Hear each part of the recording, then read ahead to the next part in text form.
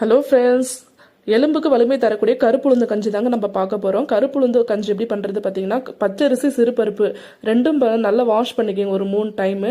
அதே மாதிரி பார்த்தீங்கன்னா முழு கருப்புளுந்து நம்ம நல்லா வாஷ் பண்ணி வெயிலில் காயப்பட்டு ரவை மாதிரி உடச்சி ஒரு பாக்ஸில் போட்டுக்கோங்க. அதுலேருந்து நம்ம தேவையான அளவு அது கூட சேர்த்துக்கிட்டு சீரகம் உப்பு சேர்த்து நல்ல தண்ணி விட்டு நல்லா ஒரு 5 விசில் போட்டு விட்டுருங்க. இந்த கருப்புளுந்து பார்த்தீங்கன்னா நம்ம கஞ்சி மட்டும் இல்லாமல் லட்டு பாயாசம் இதெல்லாம் கூட பண்ணி சாப்பிடலாம். ரொம்ப உடம்புக்கு ரொம்ப நல்லது. இந்த மாதிரி குக்கர்லேருந்து எடுத்து இது நல்லா கரண்டி வச்சு நல்லா மசிச்சு கொடுங்க.